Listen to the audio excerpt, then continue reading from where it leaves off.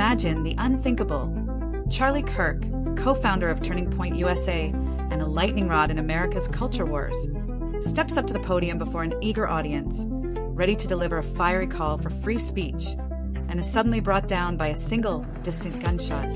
In that instant, a vibrant voice for conservative youth was silenced, leaving a stunned crowd and a nation desperate for answers. Less than 72 hours later, former President Donald Trump declared on live television, "With a high degree of certainty, we have him in custody," electrifying a story that had already gripped the country's attention. On September 10th, in a Midwestern University auditorium, Kirk was about 20 minutes into his keynote on free speech and the future of America when a shot rang out from a building roughly 200 yards away. Students and faculty froze in disbelief as the keynote speaker crumpled. Campus security and local police converged within minutes, while ambulances raced Kirk to a nearby hospital. His condition proved fatal. By evening, news outlets confirmed he had died. Turning Point USA issued a terse statement: "Our hearts are broken. We demand justice for Charlie." And the FBI quickly stepped in, releasing a person of interest photo and offering a reward of up to $100,000 for information leading to an arrest. In the hours that followed, investigators scoured the crime scene. Forensic teams mapped the bullet's trajectory, collected shell casings, and retraced every step from the balcony where the shot was fired. Multiple surveillance cameras around campus and adjacent businesses were pressed into service, while student eyewitnesses were re-interviewed in hopes of gleaning even the faintest clue. Tips began pouring in, some credible, some wild, but enough to fuel optimism that the shooter would be identified swiftly.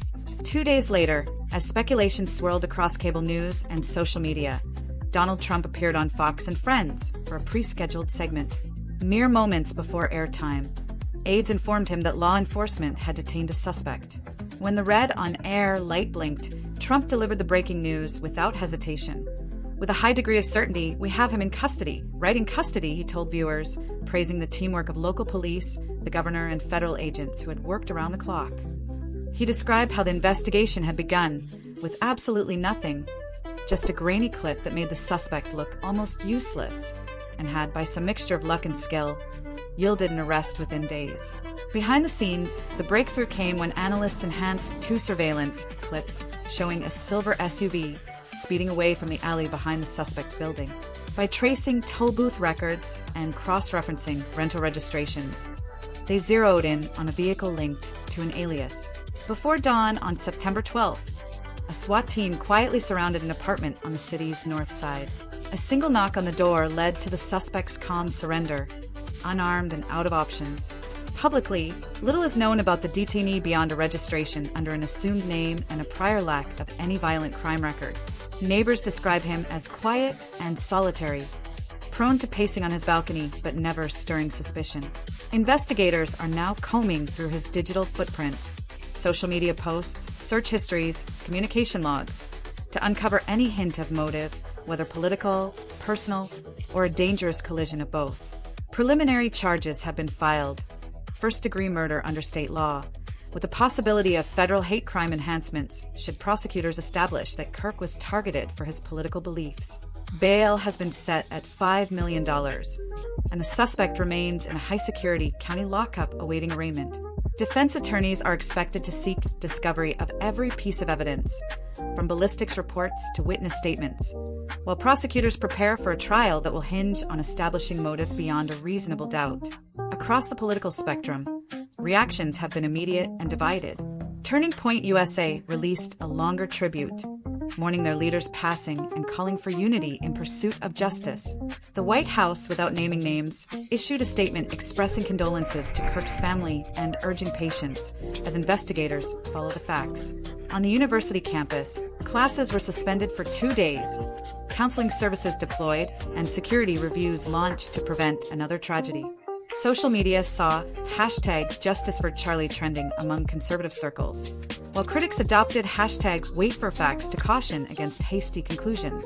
Media coverage fractured along familiar lines. Right-leaning outlets spotlighted Trump's praise for law enforcement and framed the arrest as proof that backing the blue yields results. Progressive voices, by contrast, lamented the absence of details on the suspect's ideology and warned that inflammatory rhetoric could too easily spark violence. Commenters on both sides raised questions. Was this a random act by an unstable individual? A politically motivated hit? Or a chilling reminder that even public figures are never beyond reach? The investigation now enters a critical phase. In the coming weeks, prosecutors will lay out their case at an indictment hearing, presenting forensic analyses and enhanced video stills. Defense teams will comb through those materials, likely challenging the admissibility of certain evidence and probing for procedural missteps. Should the case proceed to trial, jurors will be tasked with sifting through complex technical details, ballistic trajectories, digital forensics timelines to determine guilt, and, if warranted, consider the weight of hate crime enhancements. Beyond the courtroom, America faces a broader reckoning with political violence. The past few years have seen threats, and even attempts, against public figures across the spectrum, from pipe bombs mailed to media personalities to attacks on elected officials. Experts warn that today's hyperpartisan climate can radicalize vulnerable individuals, turning rhetorical skirmishes into tragic reality. Campus life, once a forum for robust debate, now carries an undercurrent of anxiety, prompting universities to weigh security measures that were unthinkable a decade ago. In the wake of Charlie Kirk's death, his legacy looms large.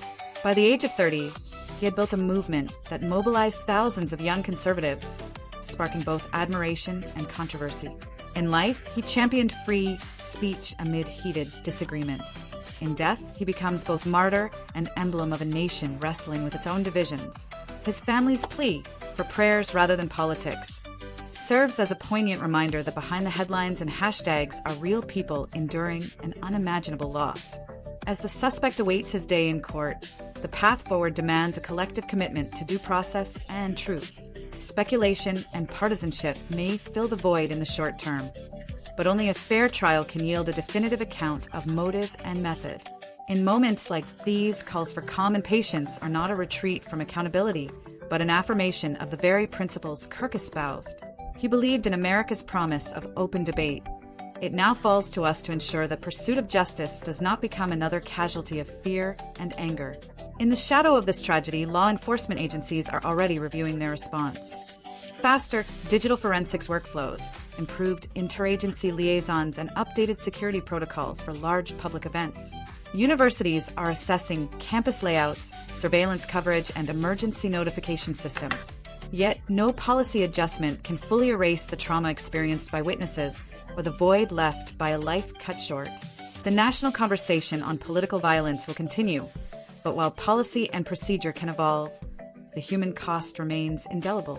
Ultimately, the arrest of the person believed responsible for Charlie Kirk's death offers a measure of relief, but far from closure.